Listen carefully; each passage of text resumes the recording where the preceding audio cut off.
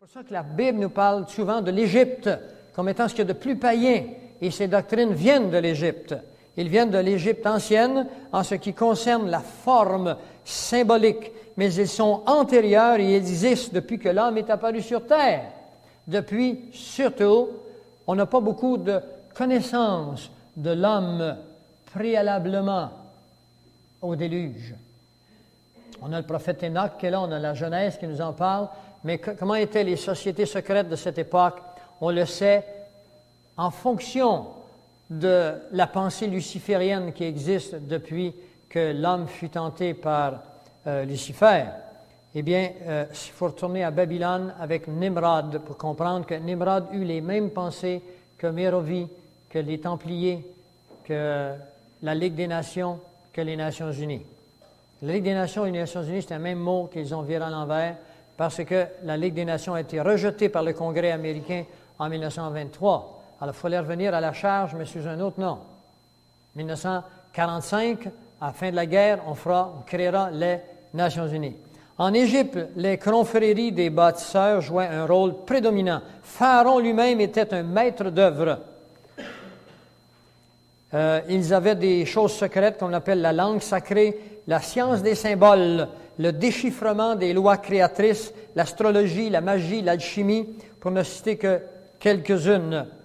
Alors, je vous en passe ici parce que nous sommes très en retard, vous n'êtes pas arrivés à temps. Je vais vous le dire jusqu'à demain matin.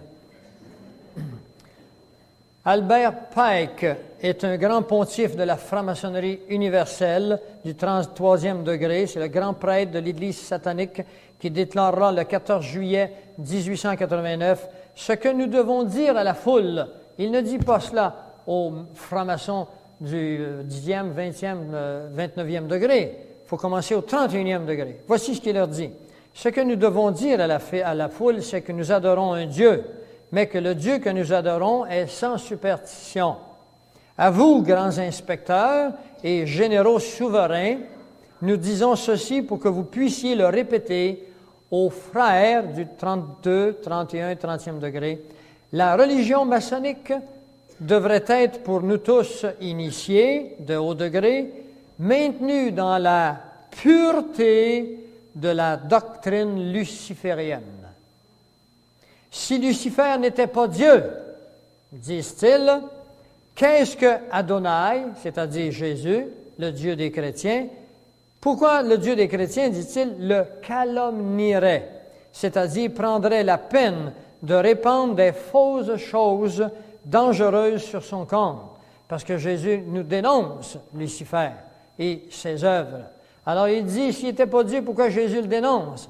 Et c'est là que naîtra Ardo Ab Chaos, que vous retrouvez toutes sortes de formes, entre autres le sigle de l'acupuncture, par exemple, qui est comme un S avec un noir avec un blanc à l'intérieur et un S blanc avec un noir à l'intérieur, qui veut dire que le bien et le mal sont intrinsèquement liés, le positif et le négatif, le yin et le yang.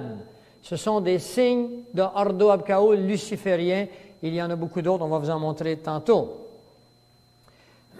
Alors, il dit, cette déclaration fut faite à l'époque au 23 suprême Conseil du monde.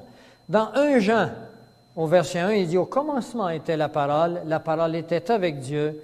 Puis dans 1 Jean 14, et la parole a été faite chair, elle a habité parmi nous, pleine de vérité, pleine de grâce.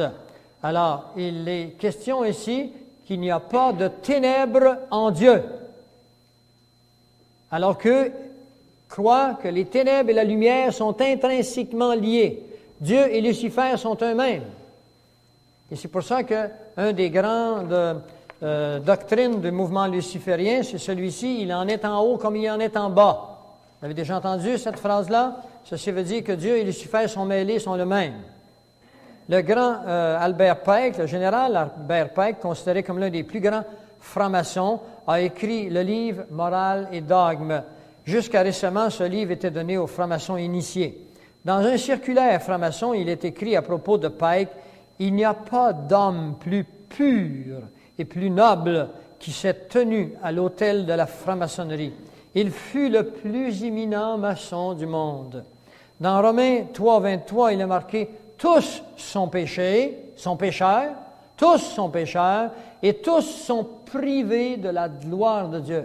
Ça veut dire qu'il n'y a pas un homme qui est arrivé au monde depuis Adam qui peut se dire pur.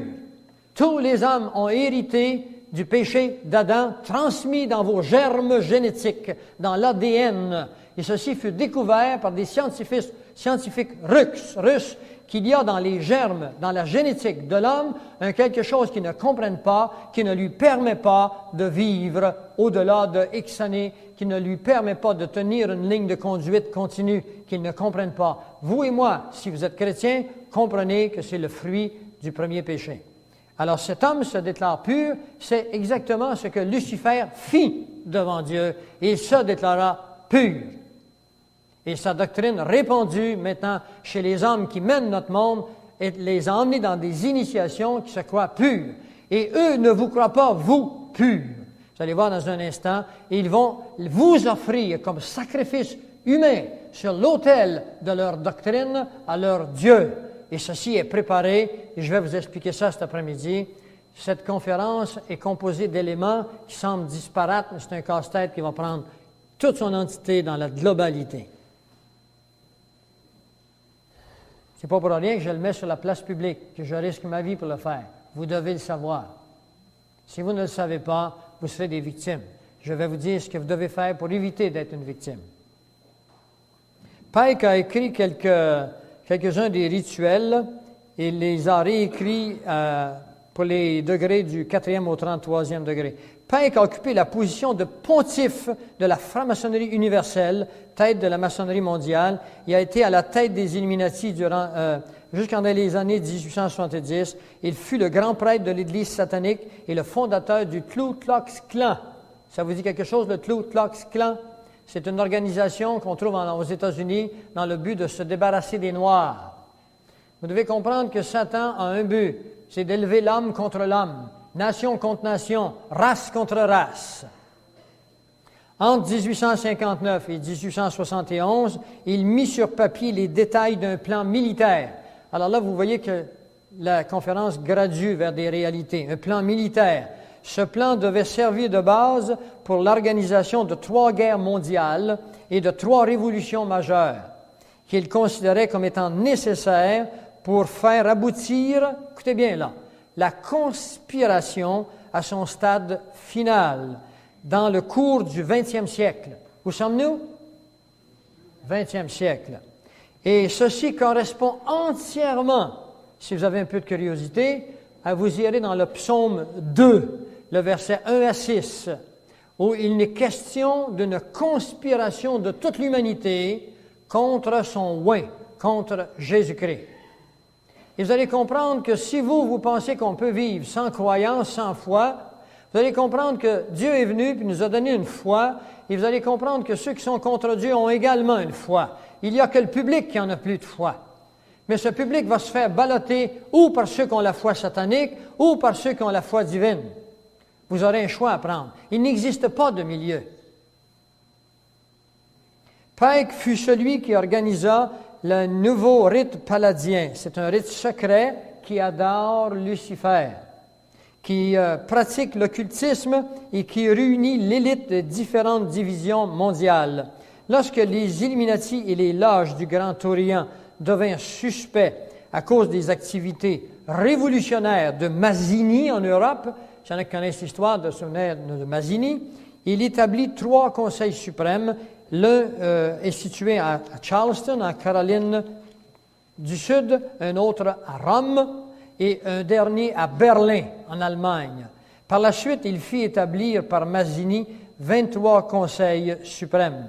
Ces endroits furent des quartiers généraux, des points centraux secrets du mouvement révolutionnaire mondial depuis là. Mais avant l'invention de la radio par Marconi, des scientifiques eux-mêmes, des Illuminati, avaient mis sur pied un tel système pour Pike et les chefs directeurs, qui faisaient partie du conseil, qui leur permettait de communiquer secrètement entre eux. Ce que je suis en train de vous dire ici, c'est quand Pike était là avec son groupe, ils avaient déjà la science. à leur pouvoir avant que le public ait cette science qu'est le radio, puis ils se communiquaient des événements, ils les faisaient arriver dans différents endroits du monde, et les gens se demandaient comment ça se faisait que ça arrivait ensemble. C'est que les sociétés secrètes, eux, se communiquaient entre eux par la science qui existait, qui était cachée au public. Vous devriez comprendre que nous avons la même similitude aujourd'hui. Nous pensons, nous, public, que nous avons, parce qu'on connaît les ordinateurs, on connaît ainsi de suite, que nous avons la science de notre côté. Sachez que les Illuminati mondiaux, qui sont les grands que je vous révélerai cet après-midi, ont une science énormément plus avancée que toutes celles que vous connaissez, qu'il a été révélée par Lucifer lui-même, afin de s'emparer de la planète dans un proche avenir. C'est le même monde qui se répète.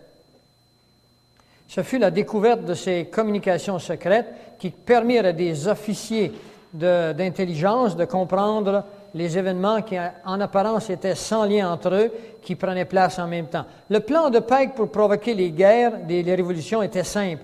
Il requérait que le communisme, le nazisme, le sionisme politique, ainsi que d'autres mouvements internationaux, soient organisés et utilisés pour fomenter 3 guerres globales et 3 révolutions majeures. La Première Guerre mondiale devait se faire pour permettre aux Illuminati de renverser le pouvoir des tsars en Russie et de faire de ce pays le château fort du communiste athéiste. Les différences entre les Britanniques et les empires allemands furent mises en évidence et exagérées par, écoutez bien le nom, des agents espions qu'on appellera des agentures. Mettez ceci dans votre vocabulaire, des agentures. Les agentures des Illuminati qui sont partout aujourd'hui dans notre monde politique, afin d'être utilisées pour fomenter ces guerres. Une fois la guerre terminée, ordo ab chaos, le communisme devait être érigé en vue de détruire d'autres gouvernements et affaiblir le christianisme. La Deuxième Guerre mondiale, 39-45, pour sa part, devait se faire... Là, j'avais envie d'aller dans une chambre, dans mon ordinateur, pour vous parler de la Première Guerre mondiale, vous parler qu'est-ce qu'ils ont fait, les tsars de Russie, ainsi de suite. Je pars. Si on est en retard, vous êtes arrivé en retard, on continue. La Deuxième Guerre mondiale devait, pour sa part, se faire à partir de l'exagération des différences qui existaient entre les fascistes et les sionistes politiques. Alors, on met beaucoup d'importance sur un mouvement plus que sur une autre, puis on crée ainsi des tensions, et quand les tensions sont prises, on crée un événement, on met le feu aux poudres, puis la guerre prend. Comme ça qu'on peut faire prendre des choses.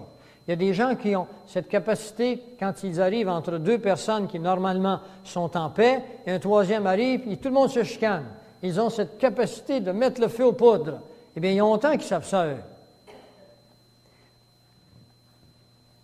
Cette guerre devait se faire de telle sorte que le nazisme y serait détruit au profit de l'accroissement de la force politique sioniste, ce qui, par conséquent, devait permettre à Pike,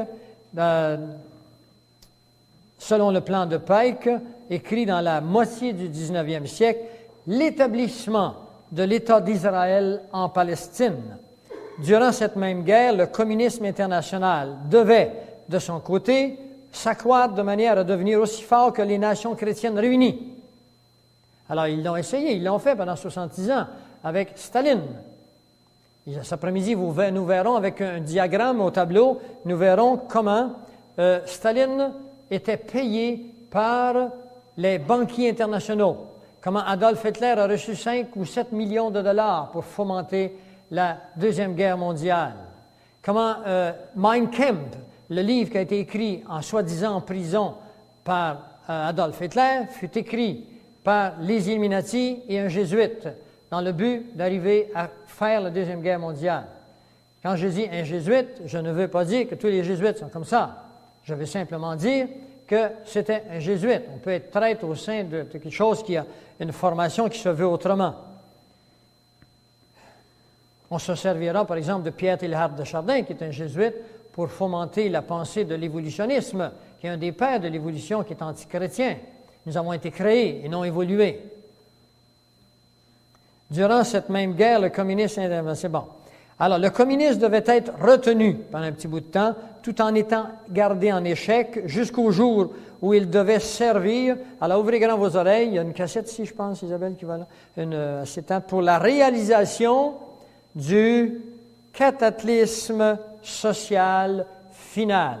Le cataclysme social final.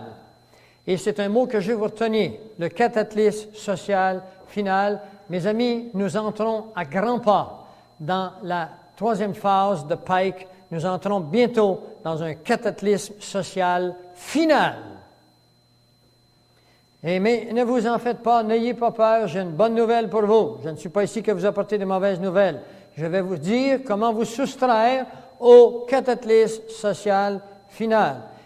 Quelqu'un pourra-t-il dire ici, par exemple, que le président Roosevelt des États-Unis et le premier ministre Churchill de Grande-Bretagne, tous les deux francs-maçons, se concertèrent pour mettre en application une telle politique.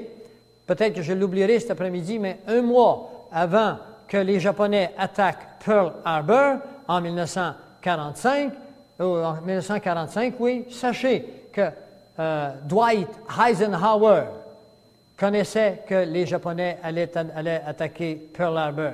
Il n'est pas intervenu, et c'était le général de l'époque.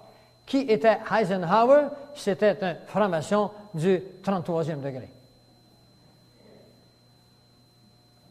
La Troisième Guerre mondiale, elle fut pensée pour se faire à partir de l'exagération des différences mises en évidence par les agentures, les agents espions des Illuminati et existant entre le sionisme politique et Israël et les chefs du monde musulman.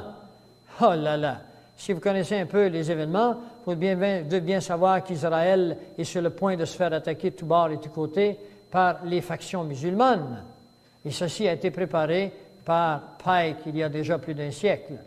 Leur plan suit une coordonnée bien précise. Pourquoi? Parce que leur plan n'est pas un plan d'homme, c'est un plan luciférien. Satan existe, mes amis, puis il est encore présent, même si les hommes meurent. Lui a un plan, puis il le transmet, son plan.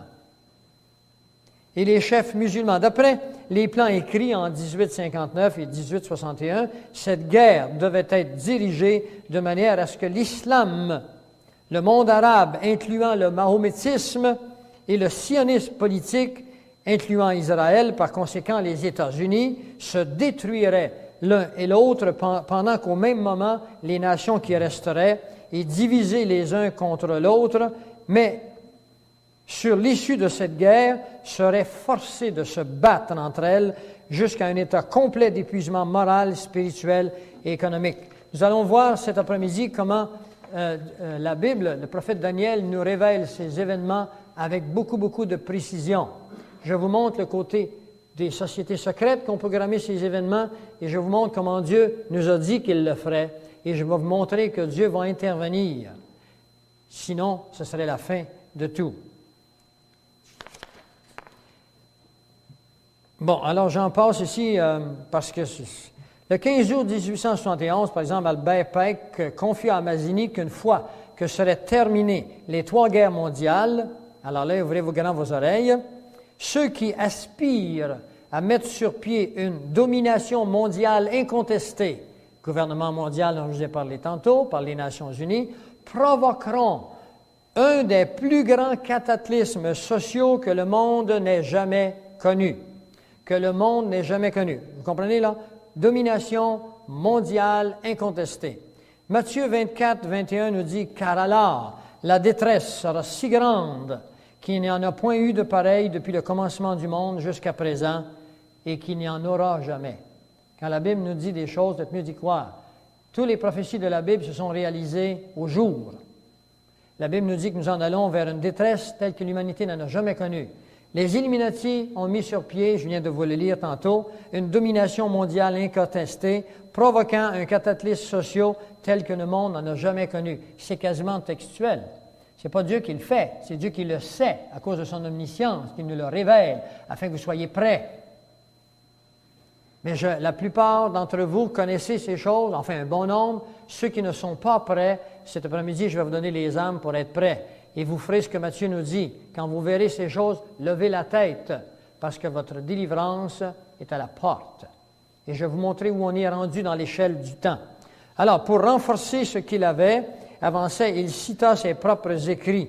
Et là, j'en passe. Il dira, par exemple, que la vraie lumière, faut que je vous le dise, partout, les citoyens obligés de se défendre contre les minorités mondiales de révolutionnaires extermineront eux-mêmes ces destructeurs de civilisation. Par la suite, la multitude, ce qui restera sur la planète Terre, la multitude